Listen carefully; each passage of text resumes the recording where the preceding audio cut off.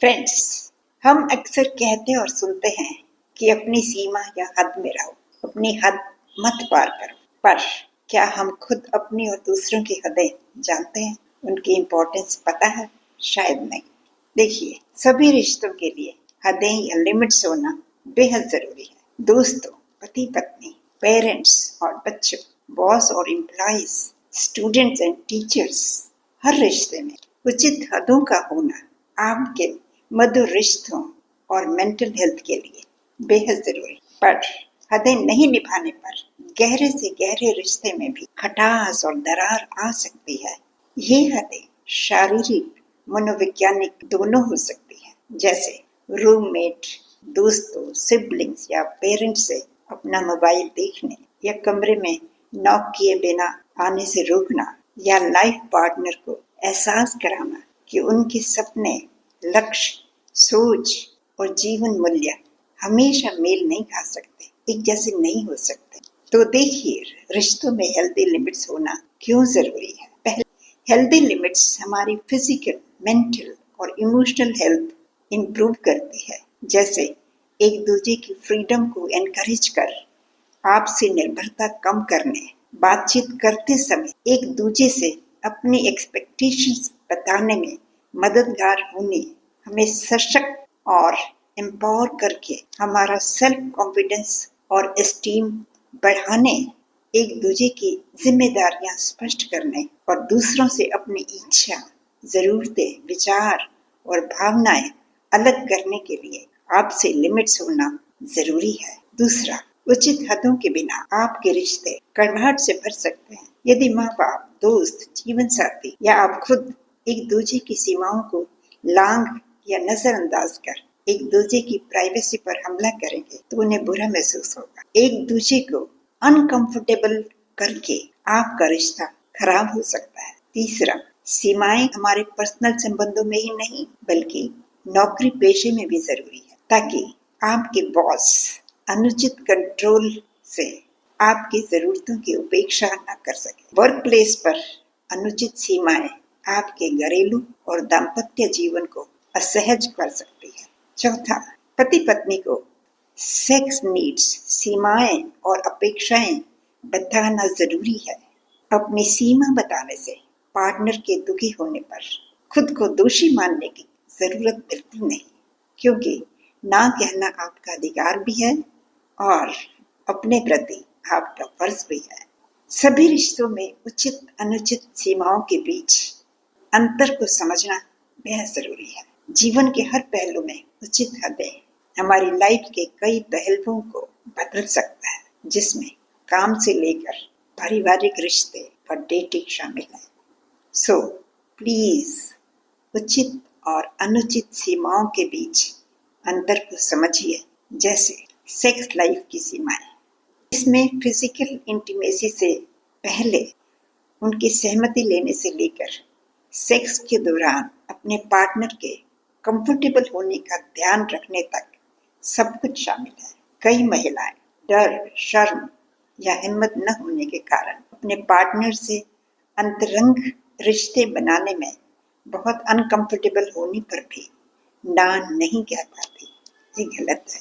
दूसरा, इमोशनल सीमाएं, दूसरे आपकी फीलिंग या इमोशंस और कंफर्टेबिलिटी का सम्मान करें, ताकि दुखी होने पर आप कह सकें, मुझे अभी एकांत की जरूरत है, प्लीज। तीसरा, अनुचित और कठोर सीमाएं, अनुचित या गलत सीमाएं अक्सर कठोर होती हैं, खासकर तब जब आपको अपने साथी या दोस्तों से अपनी हदें बताना, ना कहना या अनुचित मांग या सभी जिम्मेवारियां लेने में स्ट्रेस महसूस होते हुए भी उनको इनकार करना कठिन लगे। तो देखिए, हम अक्सर गलत सीमाओं से क्यों जूझते रहते हैं। पहला, कंट्रोल करने की इच्छा, जैसे जब तक आप उनके अनुसार काम नहीं करते, उनका आपको ग्रुप में लेने से इनकार कर। दूसरा, अस्वीकृति का डर, अपनी कमियों के कारण दोस्तों या पार्टनर के नाराज होने के डर से आपका उनसे खुलने में झिझकना। तीसरा, गलत कंडीशनिंग के कारण अनुचित हदों वाले लोगों के बीच जब आप बड़े होते हैं तो उचित हदें तय करना कठिन होता है। चौथा, अत्यधिक एक्सेप्टेंस की चाहत। प्यार और एक्सेप्टेंस की चाहत में लोगों को खुश करने के लिए उन्हें खुद को अनकंफर्टेबल बनाने देना। Low self respect. जब हमें महसूस हो कि हमारी जरूरतें या इच्छाएं बताने लायक नहीं। फिर दूसरों से खुलकर अपनी हदें बताने के लिए हम क्या करें? पहला, सोचिए आपको किस रिश्ते में क्या चाहिए। रिश्ता रोमांटिक हो या कोई और, आपको अपनी हदें नहीं पता तो अपनी जरूरतें पूरी करना मुश्किल होगा। सो अपने जीवन मूल्यों और विश्वास पर विचार करें। जैसे, मुझे रिश्ते में कौन से गुण पसंद और नापसंद है, कौन सा व्यवहार मुझे परेशान करता है, कौन सी चीजें मेरे लिए ज्यादा मायने रखती, मैं अपना समय कैसे बिताना चाहता हूँ, क्या चीज मुझे पूर्ण महसूस कराती है। ये सब समझने के बाद सोचिए कि आपको कैसी हदों की जरूरत है। यदि आपके लिए अपनी स्वतंत्रता जरूरी है तो आप अपने और साथी के बीच ज्यादा स्वतंत्रता को महत्व दें। दूसरा, आप किसी के साथ कैसा महसूस करते हैं और कराते हैं, ये सोचने से आपको अपनी जरूरी हदों को पहचानने में मदद मिल सकती है। सो अपनी फीलिंग्स पर विचारें। क्या दूसरे ने ऐसे कमेंट्स किए जिससे आपको अपना अपमान महसूस हुआ? क्या उन्होंने ऐसा व्यवहार किया जिससे आप हर्ट हुए या आहत हुए? जैसे गुस्से में चिल्लाए जो आपकी सोच या वैल्यू से मेल नहीं खाता? क्या आपको उनके रिक्वेस्ट या एक्सपेक्टेशन से स्ट्रेस होता है? क्या आपको लगा कि वे आपकी हदों का उल्लंघन कर रहे हैं? ऐसा चिंतन या सोच आपको मदद करेगा कि आपको उसके साथ कैसी हदें तय करने की जरूरत है। तीसरा, उचित समय देखें। अपने साथी और दोस्तों से सीमा तय करने का बेस्ट समय है जब आप दोनों कंफर्टेबल महसूस करें। तो बहस या गुस्से में बात करने के बजाय शांत होने पर हदों की बात करें। पूर्व तैयारी करें। अपनी जरूरतें बताने में घबराहट दूर करने के लिए आप अपनी बातें लिख सकते हैं ताकि आप अपनी हदें स्पष्ट कर सकें। पांचवा, अपनी हदें प्रभावशाली ढंग से बताएं।